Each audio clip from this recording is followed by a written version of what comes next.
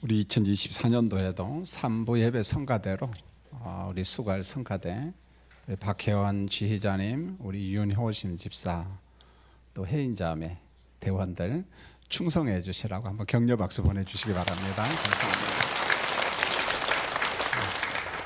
대단히 고맙습니다. 2024년도 첫 주가 되면 무슨 설교를 할까? 목회자들은 이렇게 절기가 오면은 설레임도 있지만 고민도 됩니다. 왜냐하면 해마다 그 절기가 오거든요. 그럼 비슷한 설교를 하면은 교인들은 그런 것 같아요. 그때 한 설교 또 하는구나. 그렇게 이제 오해를 할 수가 있어요. 보면은 쉽지가 않다는 거죠. 보면. 근데 우리가 맥체인 성경 읽기를 하는데 저도 합니다. 보면 단지 우리 교인들이 읽는 속도보다는 좀 빨리 해요. 제가 쭉쭉 막 읽어 나갑니다. 그러다가 사무엘상 말씀을 읽는 중에 잘하는 사울왕에게 제가 마음이 딱 꽂힌 거죠. 보면은 여기 가지고 이 말씀 가지고 2024년도 1월 첫째 주 제가 설교를 해야겠다. 그렇게 준비를 하고 정말 오래전에 준비를 하고 묵상하다가 오늘 설교를 하게 되었습니다. 자, 사울 왕은 가만히 성경을 보면 인생을 겸손으로 시작했다가 시간이 점점 흘러가면서 겸손은요 온데간데 없습니다. 완전히 제가 볼 때는 좀 실패자가 되는 거예요. 보면은요. 무엇에 대한 실패인가 보면은 하나님이 주신 어떤 소명이 있습니다. 그러니까 사명과 소명은 거의 비슷합니다. 보면 사명은 좀 더 큰 것 같아요. 예를 들어서 사울 왕의 사명은 왕 혹은 군사령관 이제 그런 거거든요. 그래서 왕의 역할, 책임을 잘 감당하면 됩니다. 자, 왕의 역할을 잘 감당해야 되지만은 순간순간 특별한 하나님의 부르심이 또 있어요. 보면은요. 자, 이번에는 이런 일을 하라. 이번에는 또 이와 같은 일을 하라. 어떤 일에 대한 부르심, 소명이 있습니다. 그런데 사울 왕은 그 특별한 부르심, 그 사역에 대해서 종종 실패를 합니다. 그게 왜 실패한 인생이 되었을까? 결론은 그거 같아요. 성경에서 정답을 찾을 수 있는데 순종이 제사보다 낫다라고 이야기했는데 순종에 실패한 거예요. 사울 왕의 실패는 뭐냐? 하나님 명령, 말씀, 소명에 실패한 겁니다. 그걸 우리 삶에 2024년도 그대로 좀 적용했으면 좋겠다 이런 생각이 들어요. 사무엘상 9장 2절을 보면은 이 사울에 대해서 족보 이야기를 합니다.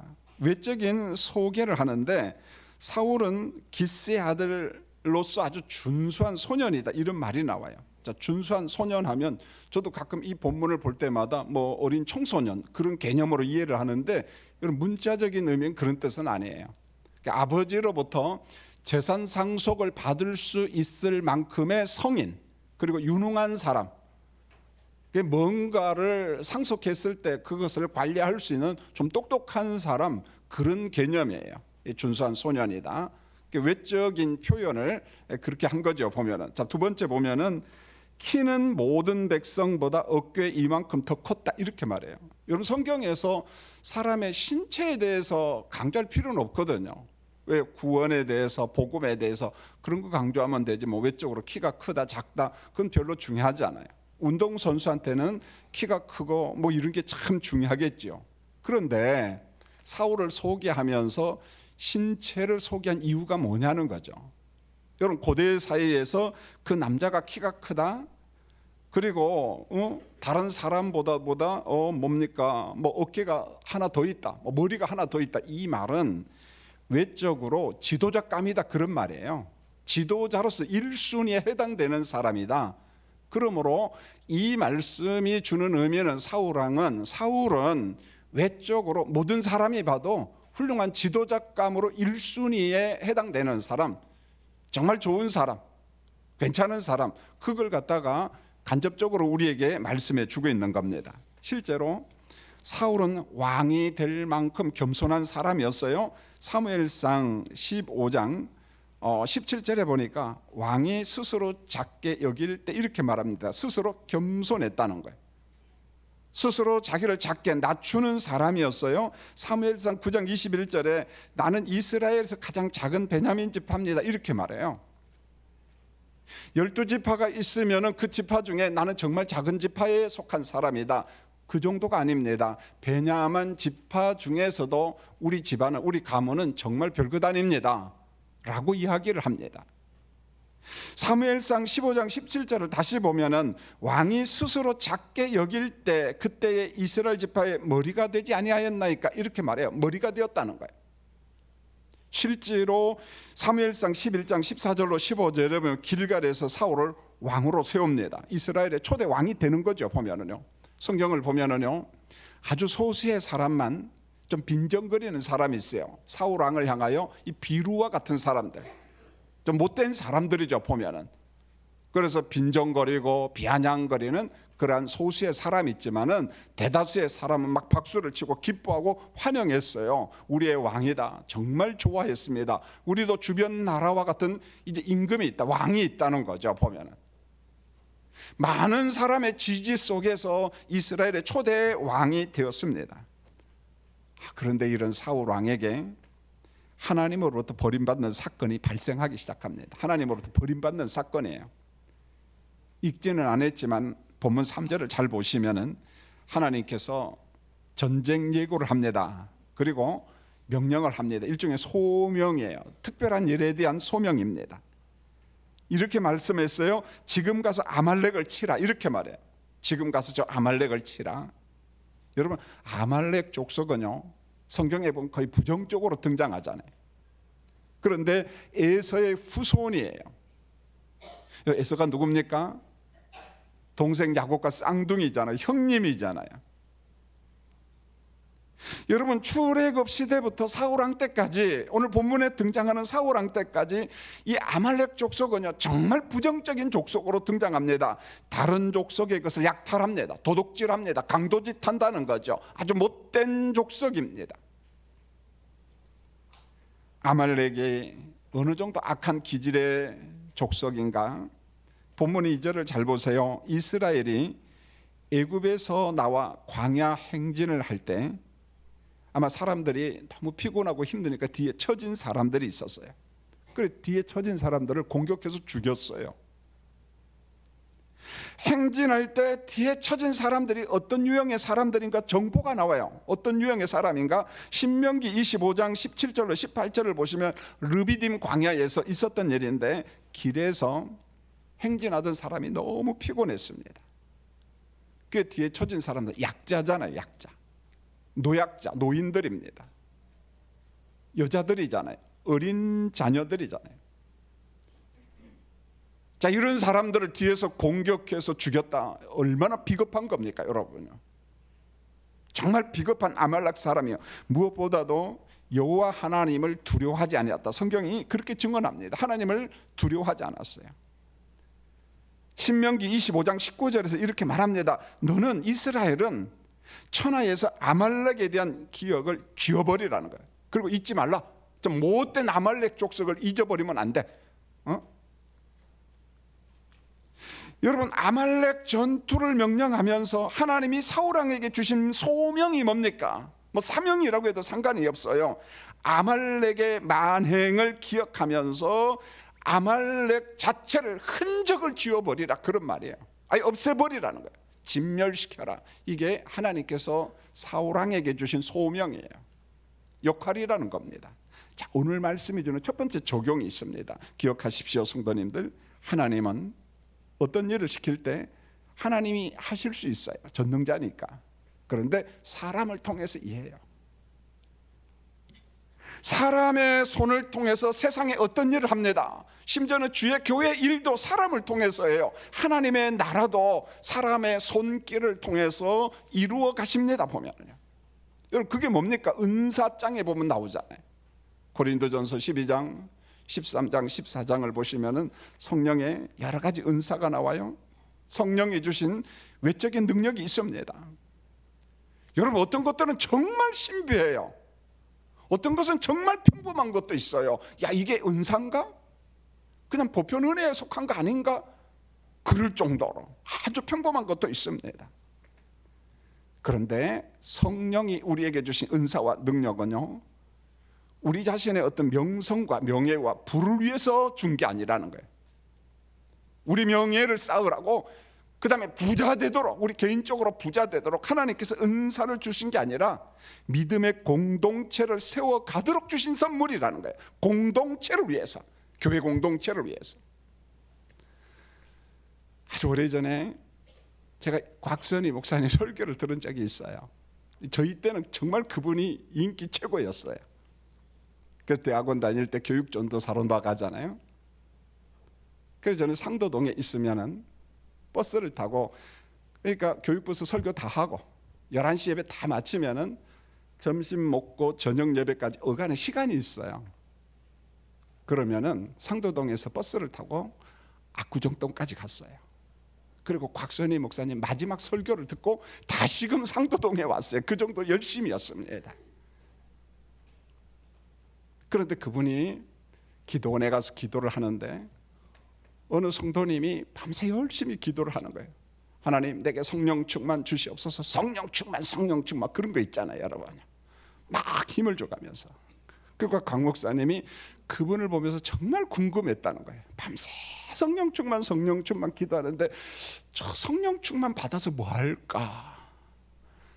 그래서 아침에 용기를 내서 물어봤다는 거예요. 밤새 성령 충만을 위해서 기도했는데 그 성령 충만함 받아서 뭐 하려고 그러니까 돈 벌려고 그러더라는 거예요. 기가 막힌 거죠. 기가 막힌 거죠. 그만큼 성령론에 대해서 왜곡된 거죠. 우리도 기도할 때 보면은 주여 주여 주여 하면서 이해는 해요. 그만.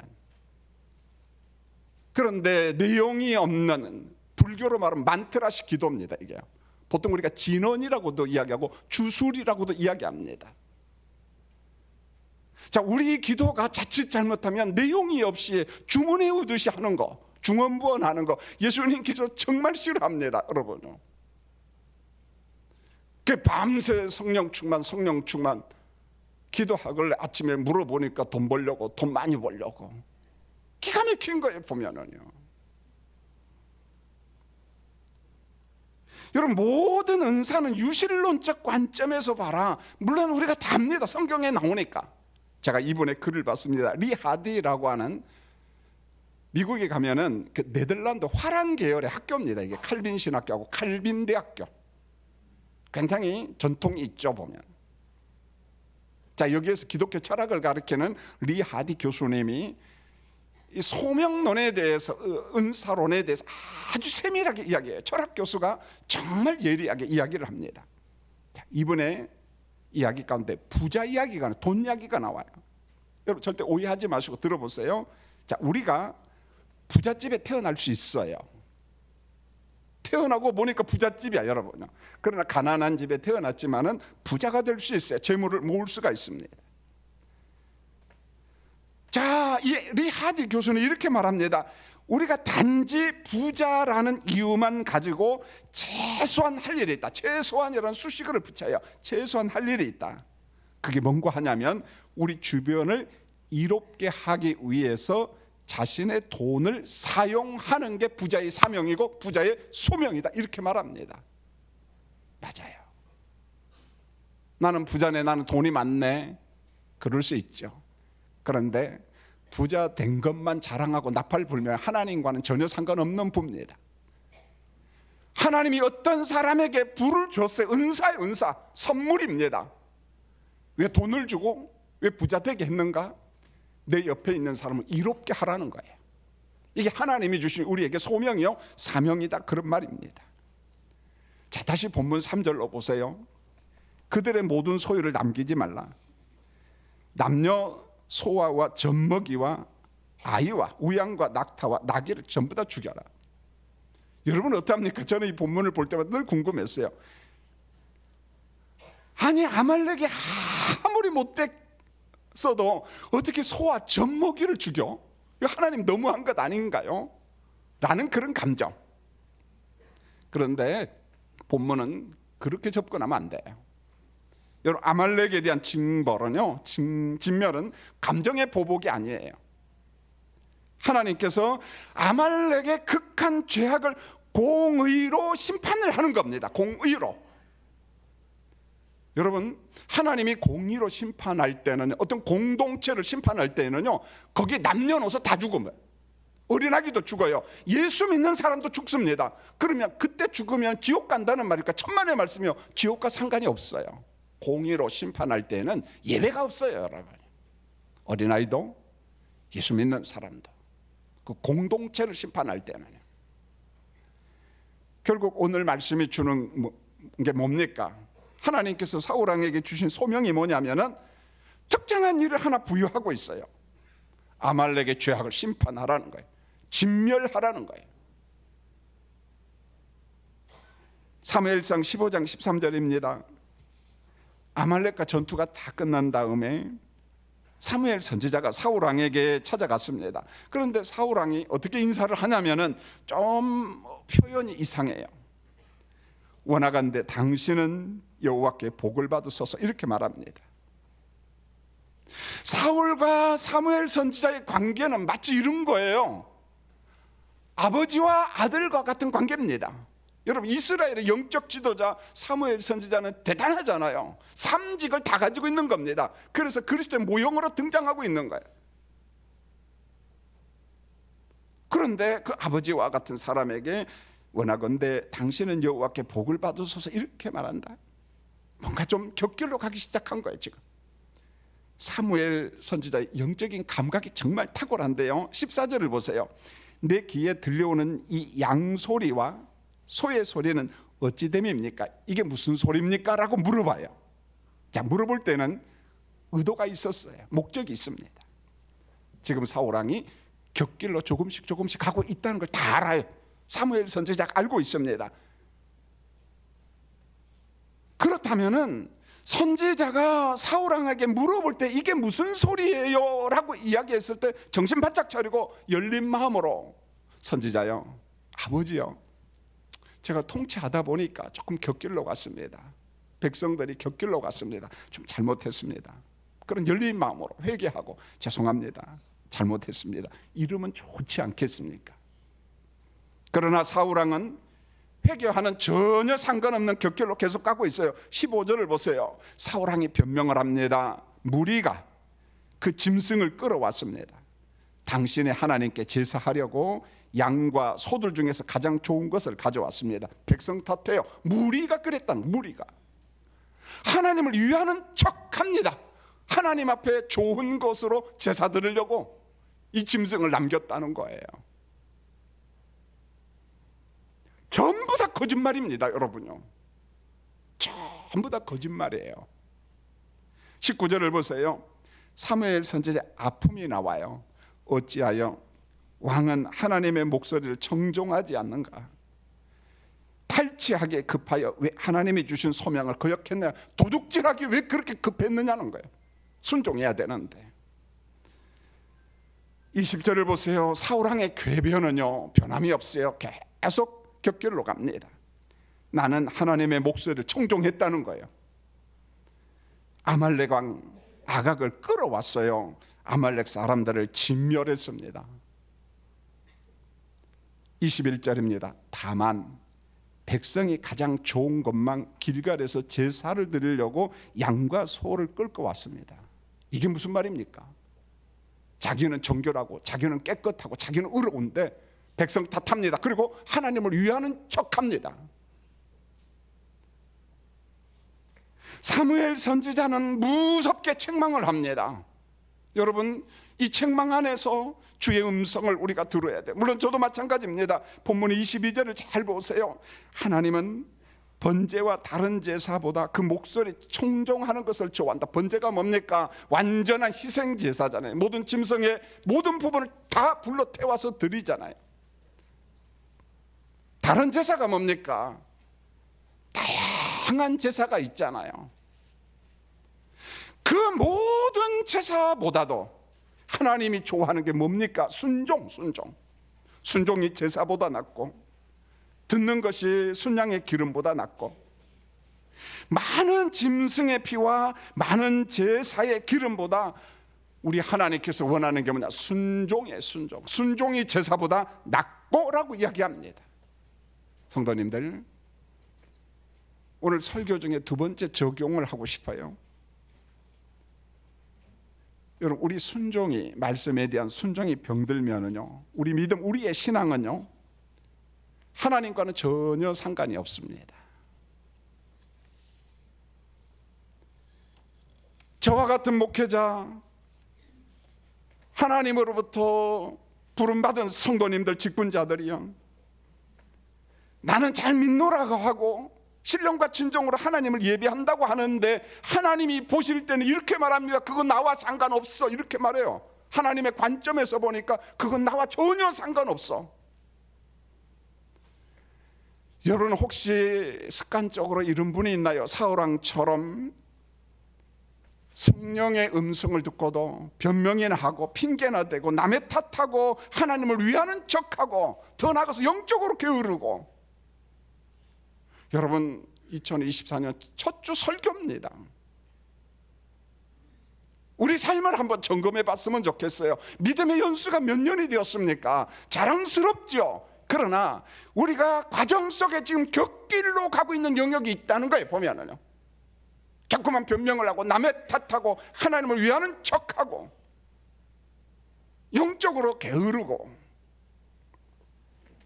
영국의 청교도 신학자인 윌리엄 퍼킨스, 스코틀랜드 사람입니다. 아주 고전적인 신학자죠.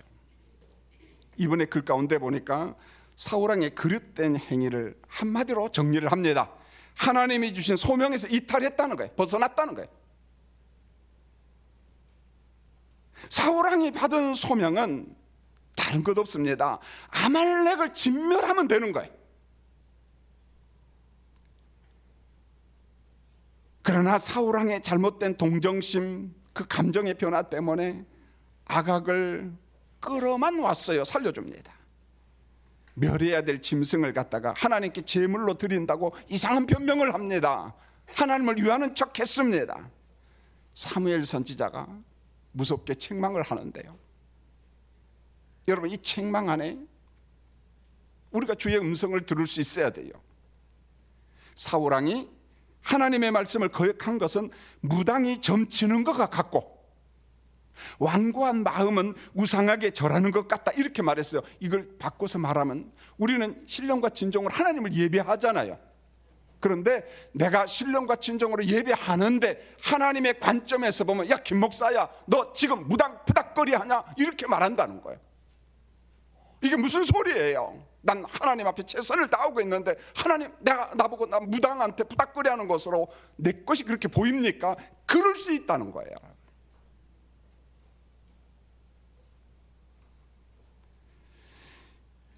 여러분, 우리가 사울왕이 종종 악신에게 잡히잖아요. 자, 그럴 때마다 다윗이 수금을 타고 찬양을 통해서 악신을 쫓아냅니다. 자, 이것으로 보아서 사울왕의 불순종, 소명에서 이탈은요, 사탄의 공격이고 사탄의 공격을 받고 넘어진 겁니다. 사탄한테 굴복당한 거예요, 여러분. 사탄이 공격지 못할 영역은 하나도 없습니다. 다 공격해요. 전부 다 공격합니다. 여러분, 에베소서 4장 27절을 보면은 사도 바울이 에베소 교회를 향하여 충고합니다. 오늘 우리를 향하여 충고합니다. 마귀에게 틈을 주지 말라. 마귀에게 틈새를 주지 말라. 그럼 틈새가 뭐냐는 거죠. 틈새가, 여러분, 에베소서 4장 25절로 32절에 보면은 마귀가 우리를 공격한 틈이 있어요. 틈새가 있는데 거짓된 성품, 분을 내는 일, 그 다음에 도둑질하는 것, 가난한 사람을 구제하지 않는 것, 더러운 말, 성령을 근심시키는 것, 용서가 없는 것, 그리고 여러 가지. 자, 이 말씀을 가지고 우리를 점검할 수 있어야지요. 마귀가 우리의 틈새를 노리고 있습니다. 자, 좋은 건물이 있습니다. 이게 진짜 좋은지 안 좋은지는요, 비가 오면 알아요.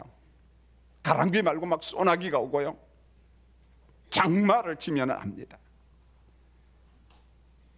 그 건물에 틈이 있으면 빗물이 셉니다. 그 건물은 좋은 건물이 아니라는 거예요. 보면은요, 오늘 이 말씀입니다. 사울왕은 금이 간 건물과 같은 자예요. 금이 갔습니다. 그 사이로 마귀가 공격합니다. 사울을 공격했습니다. 사도 바울의 간청입니다. 4장에서, 에베소서 4장에서 마귀에게 틈을 주지 말라 그러면서 6장으로 넘어오면은 도대체 마귀가 어떻게 공격하느냐는 거죠. 그러면서 에베소서 6장 12절에 보세요. 우리의 씨름은 혈과 육이 아니요 악의 영들과의 싸움이다, 이렇게 말합니다. 이어서 말합니다. 에베소서 6장 18절, 그 틈 사이로 공격하는 마귀를 대적하는 방법이 뭐냐? 기도예요. 성령 안에서 기도하라. 깨어 기도하라. 여러 성도들을 위하여 기도하라, 이렇게 말합니다. 기도를 갖다가 4-3번이나 강조해요. 강조. 성령 안에서 성령으로 기도하라. 깨어서 기도하라. 여러 성도들을 위하여 기도하라. 저는 오늘 새벽에도요, 한 1시 반쯤 일어난 것 같아요. 보통 그 시간대는 좀 일어납니다. 보면 그럼 뭐 하겠어요? 설교 원고 보고 성경책 보고 기도를 하는데, 또 새해도 됐으니까 우리 아들, 딸, 며느리 사이를 위해서도 기도하고, 또 하나님이 선물로 주신 손자, 손녀들을 위해서 기도하고, 중보 기도를 하면서, 그리고 오늘 새벽에는 유달리 우리 최윤식 목사를 위해서 기도가 하고 싶었어요. 평소에도 합니다. 지금 청빙 설교를 하고 있어요. 상도동 예사랑교회에서. 제 마음은 온통 지금 거기가 있어요. 잘해야 될 텐데. 하나님께서 이 형제를 명지대학교에 부목사로 있다가 그때 마침 설교 잘하는 목사가 좀 필요했어요. 담임 목사가 교회를 비우잖아요. 그럼 누군가 설교를 맡겨야 되는데, 설교를 좀 미흡하게 하면은 교인들이 굉장히 힘들어해요. 그래서 제가 후배들한테 이야기를 했어요. 그래서 추천받은 게 최윤식이에요. 와서 설교를 하는데 진짜 잘해요. 이게 은사구나. 그런데 어느덧 우리 교회 온 지가 12년째가 됩니다. 나이도 많아요. 그럼 담임지를 가야 되는데 어떻게 하지? 다른 데로 최선을 다했어요. 어떤 때는 EBS에 들어가서 거기에서 떨어지기도 하고, 그런 아픔이 있어요. 이번에도 주변에서 많은 사람들이 각고의 노력을 했어요. 삼배수에 들어가서 오늘 설교를 하는데, 하나님이 소명 주셔서 부르셔서 목회자 길 가게 하고 훈련받게 하시고, 이제는 때가 됐습니다. 임지를 허락해 주세요. 그 기도예요. 우리가 보통 중보 기도라고 하는데 도구죠, 도구. 여러 사람을 위해서 기도하라. 여러 사람을 위해서 기도하라. 제가 가르친 제자 중에요, 우리 교회 출신이에요. 수원은혜교회 우리 김인천 목사님. 제가 왜 제자라고 이야기하냐면은 고등학교 때부터 제가 가르쳤어요. 대학교 4년 내내 제가 가르쳤습니다.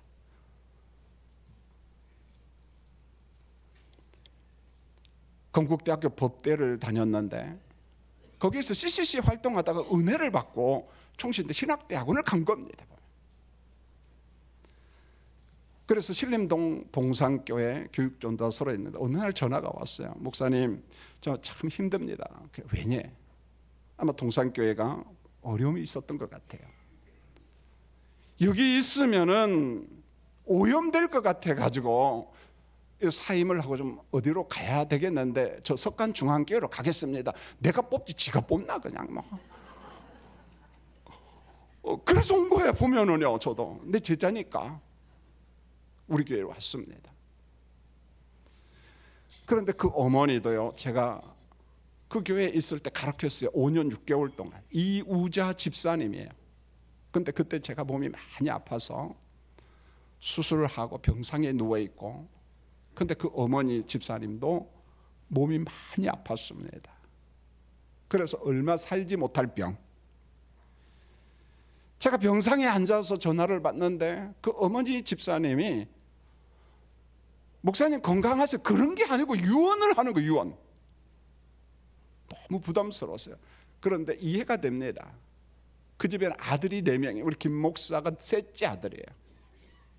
그러니까 어머니 입장에서 내가 병이 들었는데 살 가능성은 없고 우리 인천이를 누가 책임질까 하는데 본인이 생각할 때는 그래도 김기선 목사가 좋겠다 싶어서 저한테 전화를 하고 이야기를 하는데 두 가지 이야기를 했어요.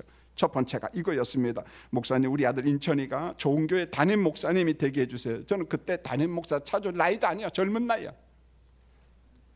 담임 목사님이 될 수 있도록 도와주세요. 두 번째가 먼저라서요. 아직까지도 장가를 못 갔어. 그때요. 네. 그때 우리 교육자들이 다 장가를 못 갔어. 김삼수도 못 가고 김인천도 못 가고 그냥 다 백용선을 비롯해가지고 전부 다 34, 35 가니까 서로 위로를 받는 거야. 보니까 이 친구들이. 목사님, 우리 인천이는 이런 여자를 찾아주세요. 김기선 목사님 사모님과 똑같은 여자를 찾아주세요. 똑같은. 그래서 집사님 똑같은 여자 한 사람밖에 없는데 그랬어요. 여러분, 그러고 난 다음에 며칠 있다가 소천했어요. 그는 많이 부담이 되었어요. 이게 나한테 유언이었구나. 그런데 저도 아프지요. 그분도 아프다가 소천했기 때문에 이심전심 마음이 서로 통했던 것 같아요. 나름대로 결심을 하고 하나님 한번 해보겠습니다. 그때 우리 교회에서 제가 석환 초등학교 신우회 선생님들 성경 공부를 가르쳤어요. 우리 김순재 권사님이 거기 교사였습니다. 권사님을 통해 가지고 말씀을 가르치게 되었어요. 그 말씀을 가르치면서 열심히 가르치다 어느 날부터 어느 여자 선생이 제 눈에 쏙 들어와요. 그게 김명자 선생이었어요. 결혼했냐고 물어보니까 안 했다고 해요. 믿음도 좋다고 이야기해요. 서울 교대를 나왔어요. 그래서 서서히 제 마음속에 이건 기도응답이다. 이 김인천이를 소개하자. 그럼 어떻게 소개를 해야 될 것인가? 하나님이 저한테 계시를 주셨어요. 지혜를. 그게 뭐냐? 네가 가지 말고 성경 공부를 누가 가서 시키면 돼요? 김인천이가. 그런데 김 목사가 가서 성경 공부를 하는데 김명자 선생이 안 오면 안 되잖아요. 김순자 권사님 많이 도와줬습니다. 한 번 가서 보고 두 번 가서 보니까 김 목사도 성경 공부는 가르치는데 눈은 어디가 있어요? 김명자한테가 있어. 김명자한테. 나중에 물어봤습니다. 어떠냐 그러니까 목사님 좋아요 그래요. 야, 이거 됐구나. 그래서 김순자 권사님이 도와주고 이렇게 해서 둘이 교류를 한 거예요. 자, 어머니 유언 첫 번째는 됐습니다. 이제는 시간이 흘러서 이제 담임 목회지를 찾아줘야 되는데 마침 그 교회가 이북의 근거지로 한 무지역 노회예요. 제 친구가 조 목사가 있었는데 정치꾼이 하나 있어요. 이 마당발입니다. 전화가 왔어요. 야, 김 목사 좋은 사람 하나 소개시켜주라 그래요. 아니 왜 그러니까 수원은혜교회 담임 목사를 찾고 있어. 그래? 그럼 우리 교회 있지. 그 김인천이거든요. 자, 내가 소개할 테니까 나름대로 로비를 하고 2배수까지 들어갔어요. 한 사람은 총신대 신학대학원 상담학 교수님 황성철 교수님이 추천한 사람이고 한 사람은 제가 추천한 사람이었습니다. 결국은 우리 김 목사가 됐습니다. 그런데 그 스토리도 좀 들어야 돼요. 우리같이 지역노회 교회 담임 목사 청빙에 외부 개입이 불가능합니다. 시스템에 의해서 가니까. 그러나 무지역 노예는 어느 정도 가능해요. 어느 정도 가능합니다. 면접을 하러 갔습니다. 김 목사한테 항상 부탁한 게 있어요. 어디 가서 면접을 하든지 큰 애가 장애인이잖아요. 특이해. 특장애. 감추지 말아라. 질문을 하든 안 하든 먼저 이야기하라. 우리 딸이 장애인인데 그래도 써주시면 내가 충성을 하겠습니다. 헌신하겠습니다. 그 이야기를 딱 하니까 한 장로님이 그럼 걱정하지 말라는 거예요. 그분이 누구냐면 경기도청의 사회복지과장인데 장애 담당이야. 그런데 수원은혜교회는 교회는 안 큰데 장애 부서가 있는 거야. 그러니까 걱정하지 마세요. 쓰겠습니다. 그런 거잖아요. 또 하는데 건대 선배 장로님이 계신 거야. 그러니까 뭔가 되는 거죠. 누가 됐겠어요? 황 교수님이 추천한 사람이 된 게 아니라 우리 김 목사가 됐어요. 그때 우리 장로님들이 약간의 물질도 협조를 하고 다른데로 사례도 하고 그랬어요. 우리 장로님들은 대단히 고맙죠. 보면은 제가 왜 김 목사 이야기를 하냐면은 이겁니다. 여러분, 제가 교회에서 여러분에게 기도 요청을 하고 여러분이 누군가로부터 기도 요청을 받아요. 내가 몸이 아픈데 기도 좀 해주세요 요청 받을 때 기억하십시오. 기도 제목 요청을 받은 사람은 그날부로 3자가 아니라 당사자예요. 당사자. 3자는요 나와 상관없습니다. 요즘 교인들한테 기도 요청이 참 좀 힘들어요. 왜요? 기도 안 해주거든요. 3자예요 전부 다. 그러면은 의미가 없잖아요. 여러분, 구역 식구가 암 환자입니다. 고통을 당했어요. 사업에 실패했습니다. 기도 도움이 필요하잖아요. 그런데 기도 좀 해주십시오. 3자니까 그건 너의 문제야. 나와 상관없어. 기도 안 해줍니다. 그럼 교인들한테 무슨 기도 요청을 할까요? 아니요, 성도님들, 힘들고 고통당하는 구역 식구와 전도의 식구, 내 옆에 있는 누군가 기도 요청을 하면 당사자가 돼야 돼. 당사자. 내 문제예요. 내 문제. 내 문제예요. 여러분, 꼭 부탁을 드립니다. 석관중앙교회는 3자가 아니라 기도 제목 앞에 모두 다 당사자가 되기를 원합니다. 당사자가 돼야 돼요. 여러분, 계시록 8장 1절로 5절 계시록 설교를 하면서 이야기를 했잖아요. 7째 인을 딱 떼니까 천사가 고요했어요. 고요했어요. 반 시간 고요했어요. 왜 고요한 줄 아세요? 이에 대한 정답이 계시록 4장과 5장에 있잖아요. 24장 노와 네 생물과 천천과 만만의 천사들이 창조주 하나님을 찬양합니다. 경배합니다. 일찍이 죽임당한 어린 양을 찬양합니다. 그때 보좌에 앉으신 아버지가 조용히 하라. 그래서 고요한 거예요. 왜? 고요한 줄 아세요? 지상교회가, 땅에 있는 교회가 네로와 도미티안과 같은 이 폭력 황제 앞에서 고통을 당합니다. 죽어가고 있어요. 영적 전투를 하는 땅에 있는 교인들이 하나님 앞에 막 기도를 합니다. 하나님께서 그 기도를 보시면서 찬양과 경배하는 영적 존재들을 향하여 조용히 하라 이야기합니다. 하나님이 귀가 어두워서 그렇겠어요? 하나님 전능자인데요. 무슨 말입니까? 땅에서 기도하는 내 백성의 기도에 집중하시는 하나님이에요. 내가 그 기도를 듣겠다는 겁니다. 성도님들 부탁합니다. 외롭고 힘들고 나름대로 절망 가운데 빠져서 몸둘 바를 모르는 환자들, 사업에 실패한 사람들, 갈 곳이 없습니다. 요즘에 우리 교회에서 육아하는 성도들을 위해 기도합니다. 너무 지쳤어요. 하나님, 육아하는 우리 교인들을 좀 잡아주세요. 우리 목회자들이 집중적으로 기도합니다. 지치지 않게 해주시라고. 그런데 우리의 기도를 우리가 집중하여 기도할 때 나 혼자 기도하는 것이 아니라 성부 하나님이 보좌에서 이야기합니다. 조용히 하라는 거예요. 전부 다. 왜요? 석관중앙교회 어느 성도가 기도하는 것은 내가 집중하겠다는 거예요. 듣겠다는 거예요. 보겠다는 겁니다. 사랑하는 성도님들, 금년에 누군가 기도 요청을 할 때 3자가 되지 마시고 당사자가 되어주시기를 원합니다. 그래서 기도 가운데 옆 사람에게 뚫고 들어가서 그와 고통을 공유하는 우리 교인들이 되시기를 예수님의 이름으로 축원합니다. 기도하겠습니다. 하나님, 우리 아버지, 순종이 제사보다 낫고 이 말씀 금년 한 해, 아니 평생 묵상하면서 사울왕과 같은 자가 아니라 하나님으로부터 인정받는 다윗과 같은 자가 되도록 은총을 베풀어 주시옵소서. 예수님의 이름으로 기도합니다. 아멘.